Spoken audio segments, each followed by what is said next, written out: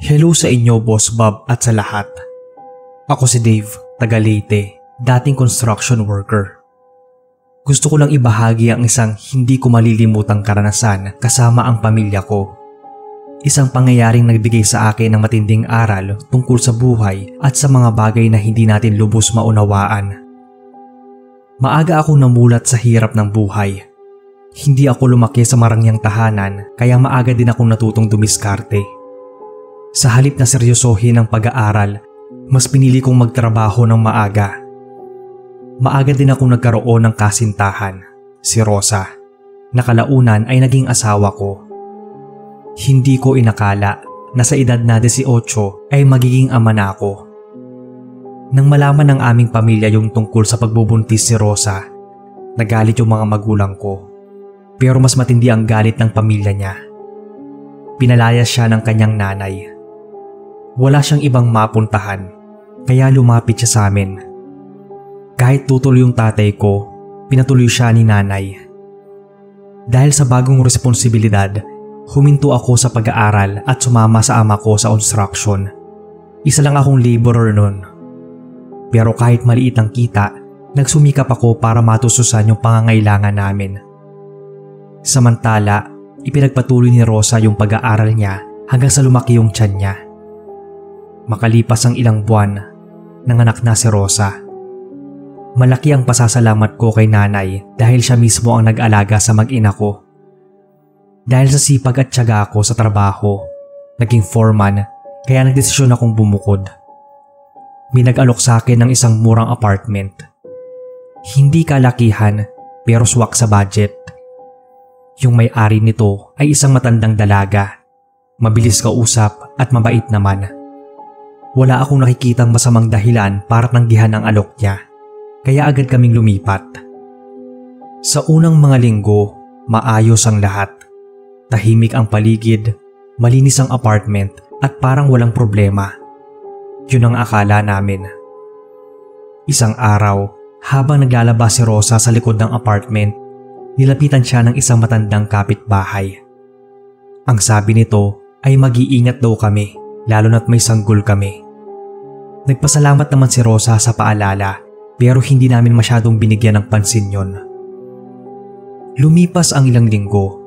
Napansin naming madalas magkasakit yung aming anak.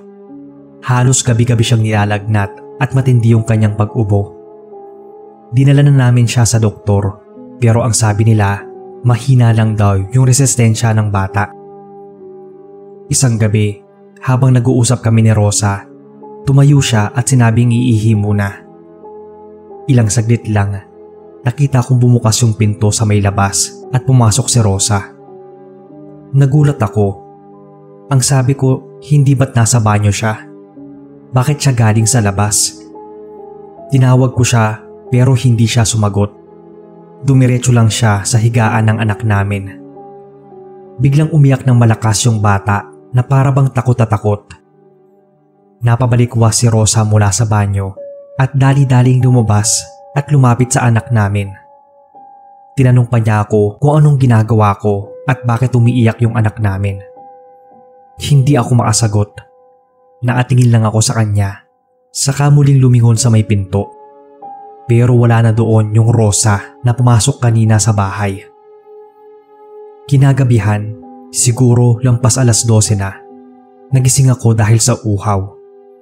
Bumangon muna ako at lumabas ng kwarto para uminom ng tubig. Pagdaan ko sa sala, may nakita akong nakatayo sa may madilim na sulok. Si Rosa. Nakatayo lang siya doon at nakatalikod. Dahan-dahan akong lumapit at mahina ko siyang tinawag. Ang ipinagtataka ko noon ay katabi ko lang si Rosa kani-kanina sa kwarto. Biglang gumalaw yung balikat niya na para bang may kinakamot siya sa leeg. Tinanong ko kung anong ginagawa niya. Hindi siya sumagot. Hindi rin siya lumingon.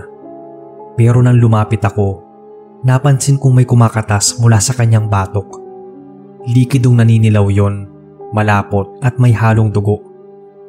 Napaatras ako at tinawag siya. Bigla siyang napakapit sa leeg niya at dahan-dahang lumingon sa akin. Doon ko nakita ang isang bagay na hindi ko maipaliwanag. Walang balat yung mukha niya, yung para bang binalatan siya ng buhay. Napasigaw ako noon at biglang bumukas yung ilaw sa kwarto namin at lumabas si Rosa. Tinanong niya ako kung anong nangyayari. Lumingon ako sa kanya, yung totoong Rosa. Naatitig siya sa akin at halatang nag-aalala nang makita akong nanginginig sa takot. Bumalik ako ng tingin sa sulok pero wala na doon yung Rosa na naatayo kanina. Mula noon, nagsimula na yung mga hindi maipaliwanag na pangyayari sa apartment. Madalas naming marinig yung yabag ng paa sa sala kahit dalawa lang kami ni Rosang gising. Isang beses, habang tulog kami, nagising ako sa biglang paghampas ng pinto sa banyo. Pagtingin ko sa orasan, 3:00 pa lang ng madaling araw. Niyuyug ko si Rosa. Dahan-dahan akong bumangon at lumapit sa pinto ng banyo. Dahan-dahan ko rin itong binuksan. Wala namang tao sa loob. Pero hindi natapos doon yung kababalaghan. Isang hapon noon, habang natutulog yung anak namin, narinig ni Rosa yung mahina at pabulong na tinig na nagmumula sa kwarto kung nasaan yung bata. Sabi niya, may narinig daw siyang nagsabing, "Huwag kang iiyak, tulog ka na."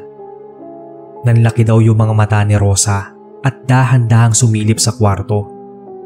Sa tabi ng crib, may isang anino, isang babaeng payat, mahaba ang buhok at tuguan ng damit. Nakatitig daw ito sa anak namin. Napaatras si Rosa pero bigla siyang napatingin sa salamin sa dingding. Sa refleksyon, nakita niyang nakangiti sa kanya yung babae pero wala itong mata. Purong itim lang ang butas sa muka.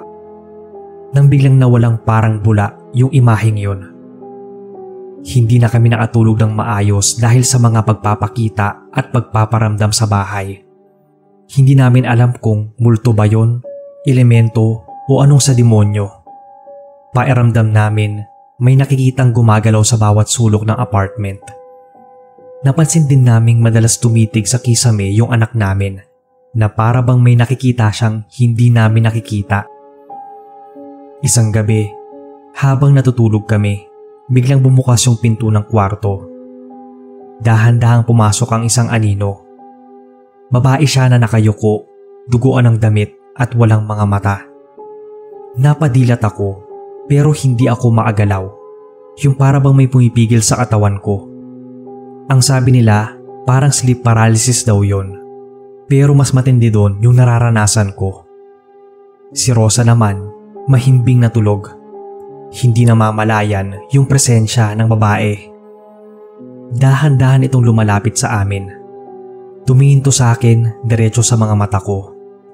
Wala itong mga mata pero ramdam kong nakikita nito yung kaluluwa ko. Hindi ako makapagsalita, maasigaw at maagalaw. Dahan-dahan lumapit yung babae kay Rosa. Nilapit niya yung mukha niya sa asawa ko at sa isang iglap, lumitaw ang duguan niyang kamay at sinakal si Rosa. Doon na ako nakagalaw. Napatalon ako at hinablot si Rosa. Pero sa isang iglap, nawala yung babae. Yung tanging naiwan, yung maputlang marka ng kamay sa liig ni Rosa. Kinabukasan, desidido na kaming umalis ng apartment na yon at maghanap ng iba. Dali-dali kami nag-impake. Tinanong pa namin sa may-ari kung may nagmumulto o nagpaparamdam ba doon sa bahay. Hindi niya kami masagot ng diretsyo. Wala na kaming panahon para malaman pa, kaya hindi na kami nangulit. Basta umalis na kami. Ang alam lang namin, hindi kami yung unang naging biktima ng apartment na yon. Sigurado akong may iba pa na nakaranas ng kung anong masamang espiritu ang naroon. Ito lang boss ang kwento ko. Sana ay mabasa ninyo.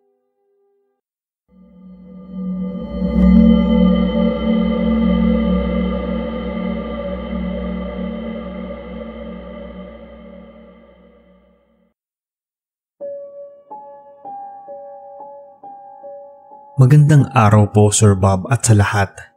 Isa ako sa mga silent listeners ninyo at matagal nang gustong ibahagi itong aking karanasan. Hindi ko lang alam kung may maniniwala sa akin pero hanggang ngayon dala ko pa rin yung takot na dulot ng pangyayaring ito. Isang gabi yon ng Hunyo nang lumipat ako sa isang lumang apartment sa Manila. Hindi ko inasahan na sa halagang abot kaya, makakahanap ako ng disenteng tirahan sa lungsod. Unit 306. Ito yung unit na inalok sa akin. Maganda sa paningin kahit halatang matagal nang hindi nagagamit. Yung pintura kasi ay kumukupas na. May ilang lamat sa sahig pero wala akong pakialam nun. Ang mahalaga lang sa akin, magkaroon ng matutuluyan sa malapit kong trabaho.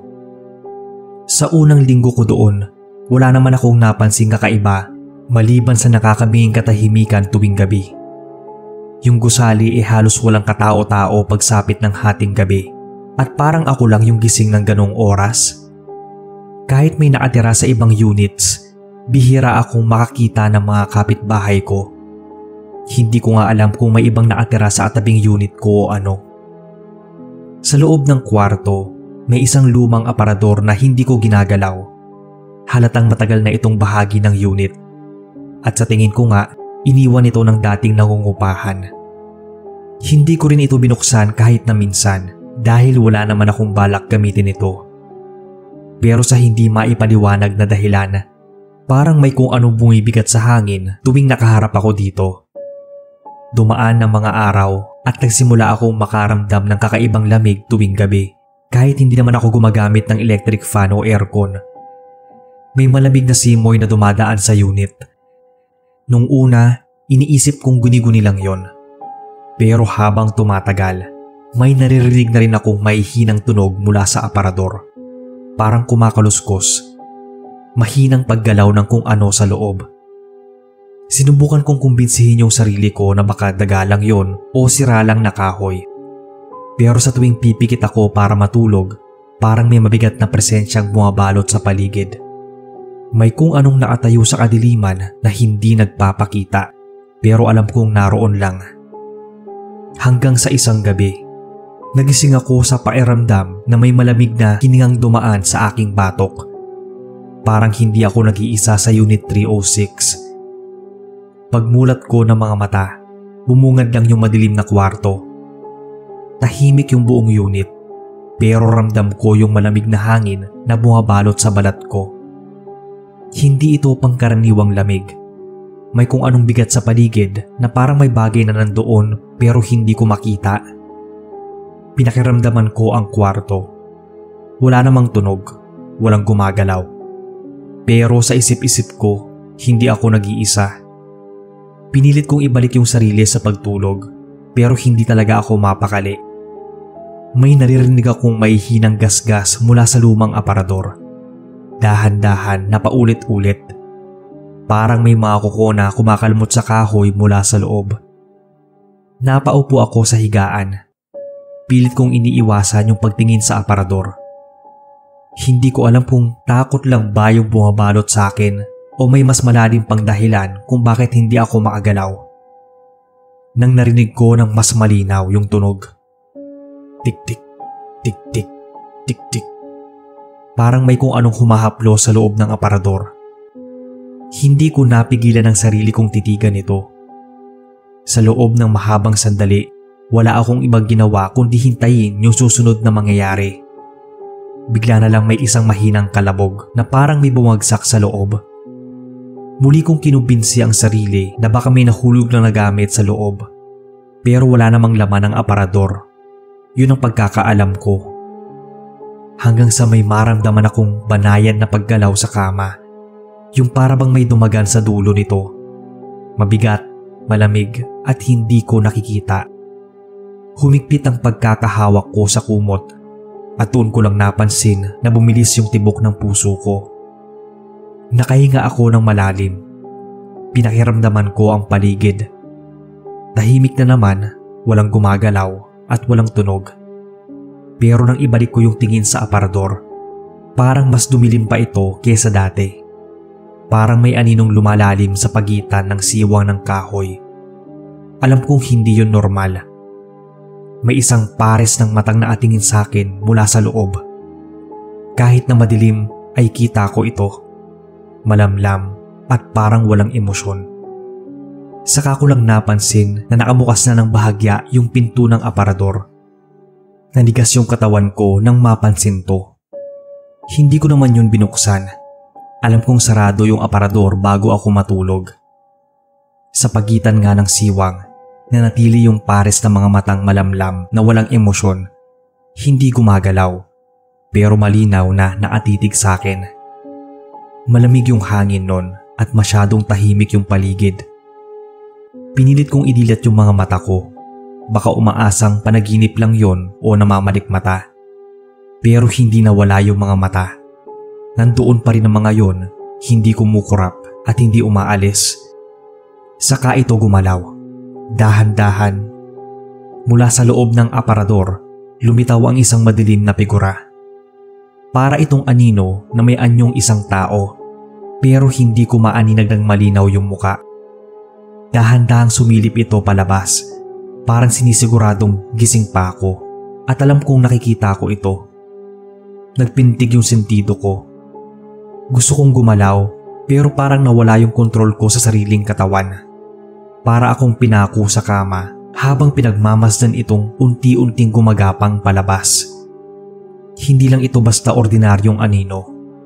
Kasabay ng mabagal nitong paglabas, narinig ko yung may hinang bulong mula sa loob ng aparador. Hindi ko maintindihan ang mga salita, pero malinaw ang tunog.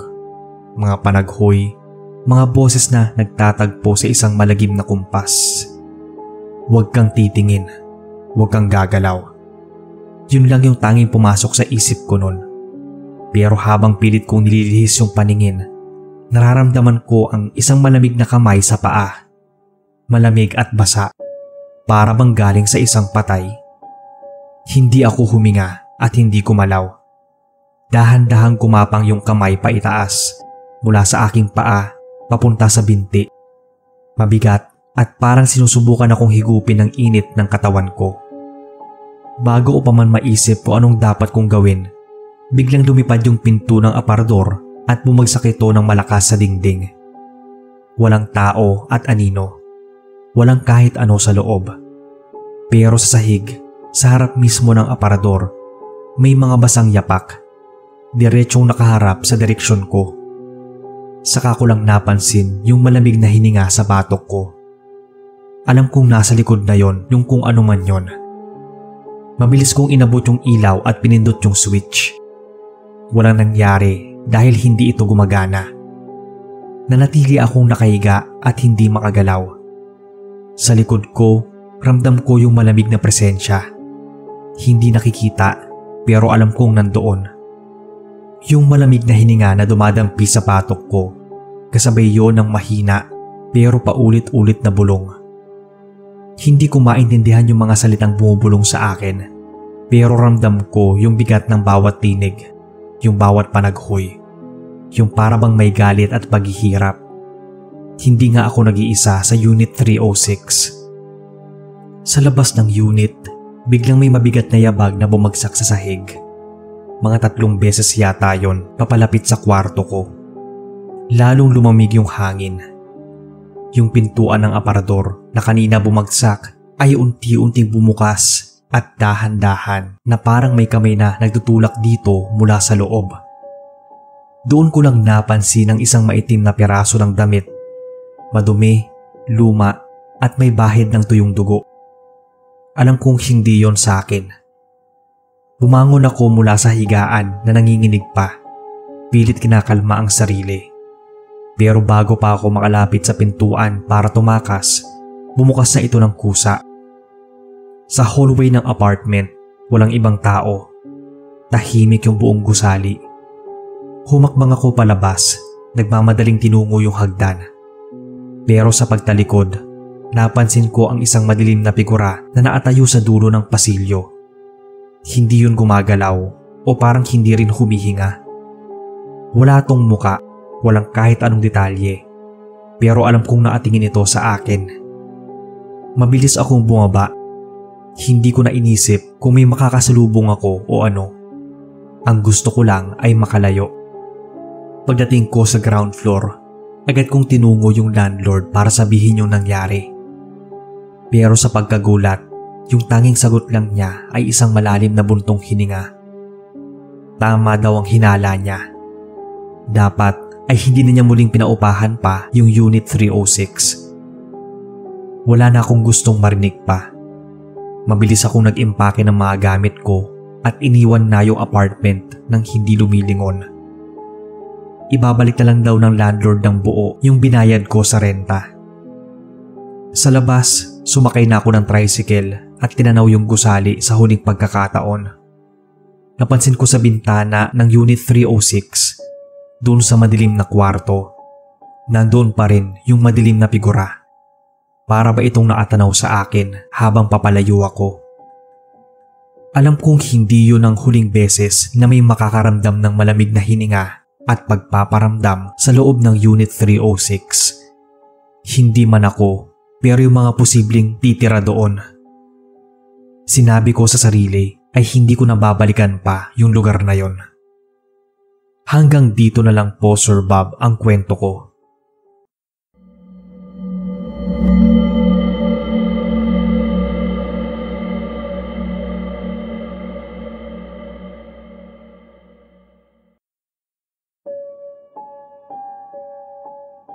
Magandang araw sa inyo, Sir Bob, at sa lahat ng mga tagapakinig. Itago niyo na lang ako sa pangalang Linda. Hindi ko nga alam kung dapat ko pa itong ikwento, pero kailangang may makaalam. Hanggang ngayon kasi ay hindi ko pa rin maintindihan kung anong nangyari sa akin nung gabing yon. Akala ko, isa lang itong normal na lugar. Isang bahay na tulad ng sa iba. Pero nagkamali ako. Alam ko marami ng kwento tungkol sa mga kakaibang nangyayari sa apartment. Pero hindi ko inakalang mararanasan ko ito mismo. Hindi ko rin alam kung may maniniwala ba sa akin. Pero isang bagay ang sigurado ako na hindi na ako babalik doon sa tinutukoy kong apartment sa Laguna. Isang karanasang hindi ko makakalimutan na bumago sa pananaw ko sa mga bagay na hindi kayang ipaliwanag ng siyensya.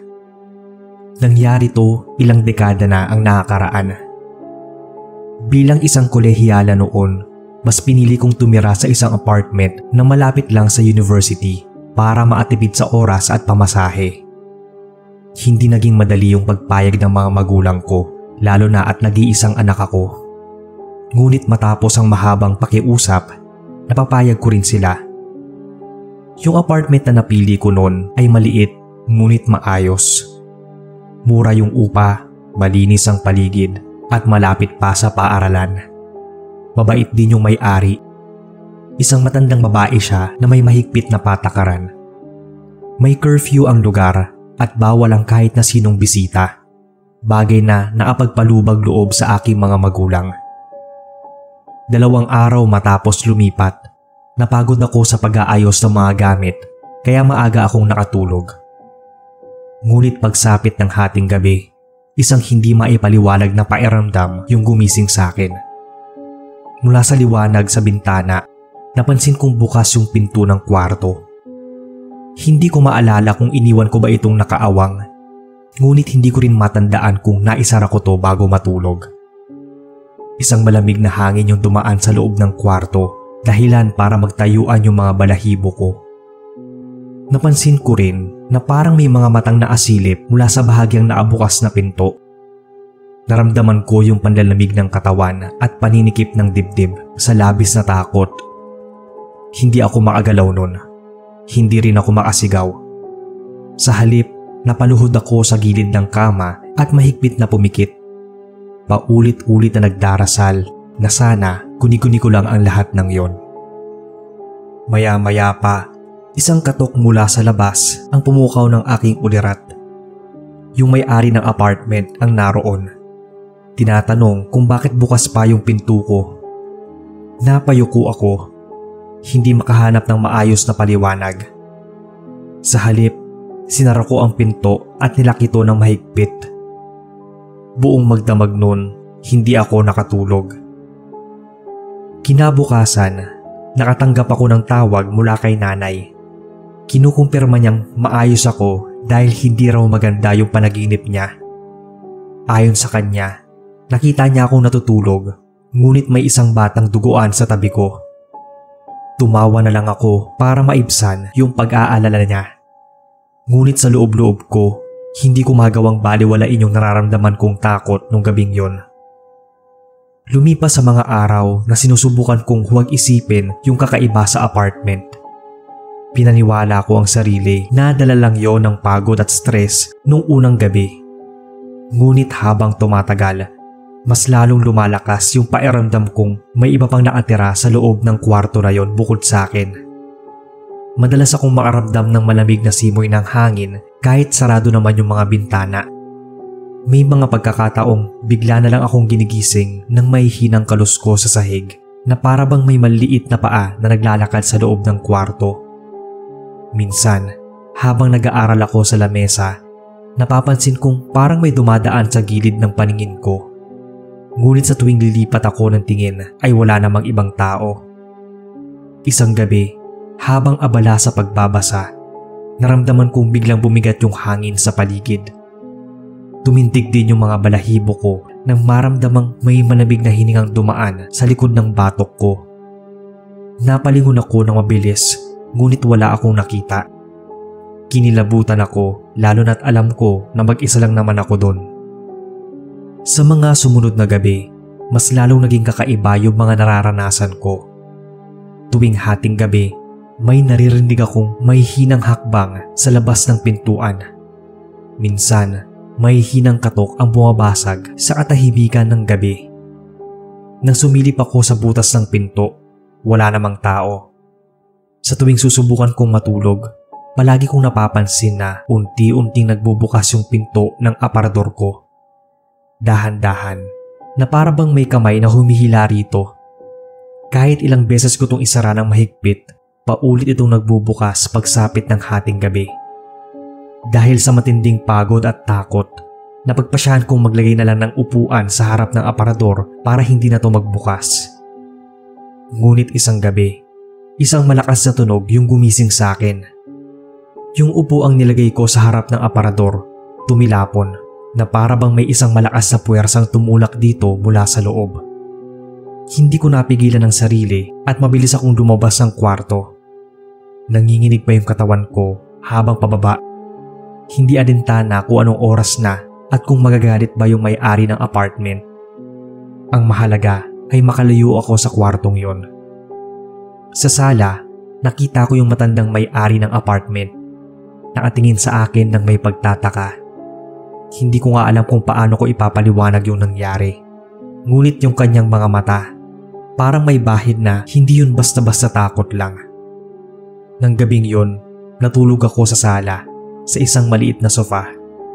Hindi ako nakatulog ng mahimbing, ngunit kahit papaano, mas nakahinga na ako ng maluwag. Ngunit hindi ko alam na ang mas nakakatakot na bahagi pala ay hindi pa nagsisimula.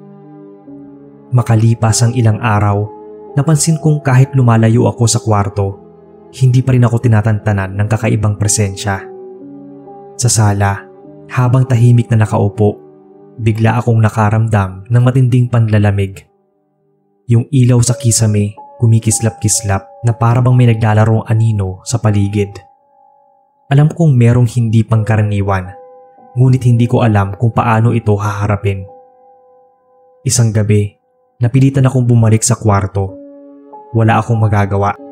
Kailangan kong magpahinga kahit pa nangangamba ako sa maaaring mangyari. Inayos kong mabuti yung higaan. Siniguradong sarado yung aparador at pinatay ang ilaw. Umaasang makakatulog ako nang walang istorbo. Ngunit nang ipikit ko ang mga mata, naramdaman kong hindi ako nag-iisa. Sa kabila ng katahimikan ng kwarto, may bumibigat sa dibdib ko. Yung parang may isang nilalang na nakaupo sa ibabaw ko.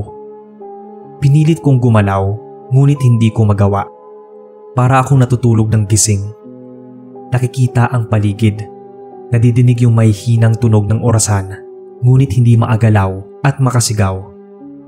Sa gilid ng paningin ko, may gumagalaw sa sulok ng kwarto.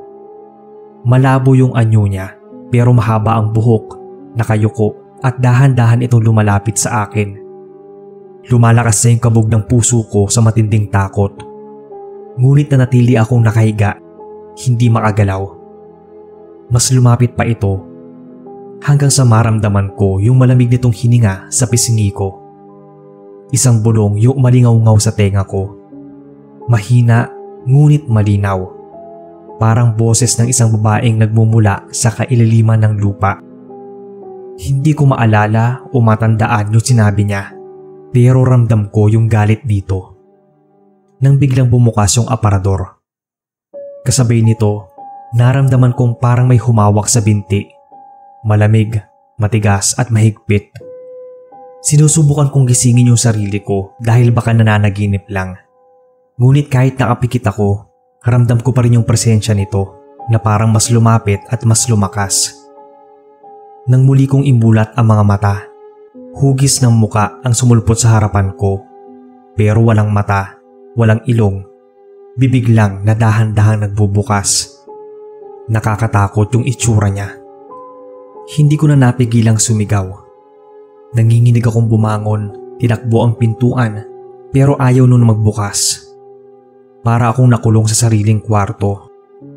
Sa gilid ng paningin, natanaw kong bumubuka ng mas malaki yung bibig ng nilalang. Parang hinihigop yung mismong hangin sa paligid. Walang pag-aalinlangan. Sinunggaban ko yung ilaw at binuksan ito. Sa isang iglap, nawala yung nilalang. Nawala yung malamig na hangin. Nanatili akong nakatayo sa gitna ng kwarto, humihingal at pinagpapawisan kahit malamig naman yung paligid. At bago ako lumabas, muling bumukas ng bahagya yung aparador na para bang may nagtatago doon. Hindi ko na natagalan yung pananatili sa kwartong yon at kahit sa apartment. Dali-dali akong lumabas ng bahay. May pairamdam pa rin akong sinusundan pa rin ng presensya mula dun sa kwarto. Pero ayoko na talagang manatili doon para akong mababaliw. Hindi ko alam kung totoo pa ba yung mga nangyayari. Paglabas ko, maliwanag na. Umaga na pala nang hindi ko namamalayan. Ngunit kahit sa ilalim ng araw, ramdam ko pa rin yung bigat sa dibdib na hindi ko maipaliwanag. May kung anong nakatanim sa isip ko. Isang larawan ng mukhang walang mata, walang ilong, ngunit may bibig na pagkalaki-laki kung bumuka. Hindi ko nakakayanin pang bumalik doon sa apartment. Ang sabi ko sa sarili ay aalis na ako doon. Sa pagmamadali, hindi ko na inintindi kung maayos pa ba yung pagpapak ko ng mga gamit sa bag. Basta, nasilid ko na yung mga damit at mahalagang bagay sa bag. Nagpaalam sa may-ari at dali-daling umalis. Sa bawat hakbang ko palayo, ramdam ko yung panlalamig ng katawan. Pairamdam ko noon ay may anino pang sumusunod sa akin na hindi sa akin, na parang may malamig pa ring hininga sa batok ko. Nang maisara ko na yung gate, saka ko lang napagtanto kung gaano kabigat yung pag-alis ko. Hindi lang basta sa bahay na iiwan, kundi lahat ng mga alaala. Ngunit alam kong hindi na ako makakapanatili pa. Lumipas ang ilang araw matapos kong lumipat sa ibang lugar. Hindi pa rin nawawala yung bigat sa dibdib ko. Kahit nga sa panaginip, bumabalik ako doon sa kwarto sa dating apartment. Yung pintong nakabukas ng bahagya, yung aninong nakatayo sa loob, yung pagbukas ng aparador at yung tahimik na boses na bumubulong sa kawalan. Minsan noon sa hating gabi, nagigising pa rin akong pawisan sa loob ng bago kong kwarto. May nadidinig pa rin akong mahihinang kaluskos. Yung pamilyar sa akin. Kasama na doon yung mga yabag na dahan-dahang lumalapit. Pilit kong kinakalma yung sarili. Ang sabi ko ay malayo na ako roon at hindi ko na dapat isipin palagi. Siguro ay natroma ako. Nang mapatingin ako sa pinto, bahagya itong may siwang. Isang eksaktong imahe ang nakatayo at parang nakasilip sa akin sa loob ng kwarto. Tapos may malamig na hangin na dadaan sa likod ko. Kasabay nun, yung mahinang tawa na parang galit. Araw-araw akong nagpunta noon sa simbahan dahil malapit lang naman yon sa bagong apartment na nilipatan ko. Kinuwento ko rin yung mga nangyayari sa akin sa mga malapit kong kaibigan, pati na sa pamilya ko. Ang sabi lang nila ay tatagan ko ang sarili, palaging magdasal at subukang kalimutan ang nakaraan. Yun ang ginawa ko hanggang sa ma-graduate ako, hanggang sa magkatrabaho, hanggang sa magkapamilya. At magpasa hanggang ngayon na tumanda na ako, palagi pa rin ako nagdadasal na sana hindi ko na ulit maranasan yung katatakutan na yon.